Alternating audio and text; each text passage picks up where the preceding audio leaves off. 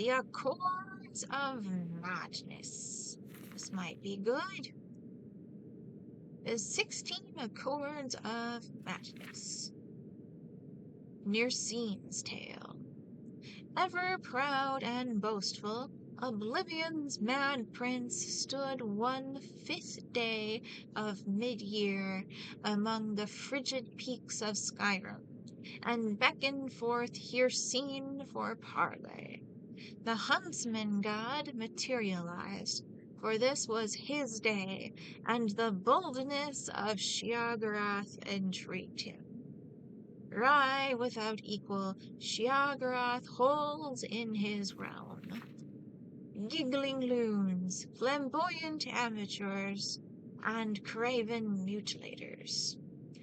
The mad prince will ply profitless bargains and promote senseless bloodshed, for nothing more than the joy of another's confusion, tragedy, or rage. So it was that Sheogorath had set a stage on which to play himself as rival to Hircine. Without haste, the coy prince proffered his contest. Each prince was to groom a beast to meet at this place again, 3 years to the hour, and do final battle. Expressionless behind his fearsome countenance, Hircine agreed, and with naught but a dusting of snow in the drift, the princes were gone to their realms. Confident, but knowing Sheogorath for a trickster, Hircine secretly bred an abomination in his hidden realm. An ancient Daedroth he summoned, and imbued it with the foul curse of lycanthropy. Of pitch heart and jagged fang, the unspeakable horror had no peer, even among the hunters of Hircine's sphere. In the 3rd year of the given day, Hircine returned, where Sheogorath leaned, cross-legged on a stone, whistling with idle patience. The prince of the hunt struck his spear to the ground, bringing forth his unnatural snarling behemoth.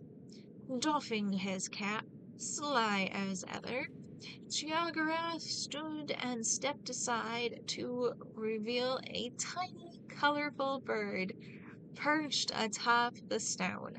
Demurely it chirped in the bristling gusts, scarcely audible.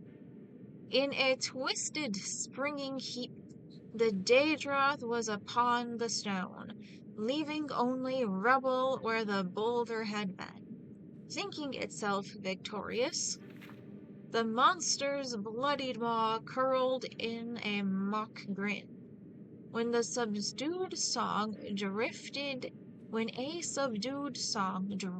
in the crisp air, the tiny bird lightly hopped along the snout of the furious Daedroth. Sheogorath looked on, quietly mirthful, as the diminutive creature picked at a bit of detritus caught in the scales betwixt the fiery eyes of the larger beast. With howling fury, the were-thing blinded itself, trying to pluck away the nuisance. And so it continued for hours. Hircine looked on in shame, while his finest beast gradually destroyed itself in pursuit of the seemingly oblivious bird, all while chirping a mournful tune to the lonesome range. Livid but beaten, Hircine burned the ragged corpse and withdrew to his realm, swearing in forgotten tongues. His curses still hang in those peaks, and no wayfarer tarries for fear of his wrathful aspect in those obscured heights. Turning on his heel, Sheogorath beckoned the minuscule songbird to perch atop his shoulder, and strolled down the mountain, making for the warm breezes and vibrant sunsets of the Abyssinian coast, whistling in tune with the tiniest champion in town.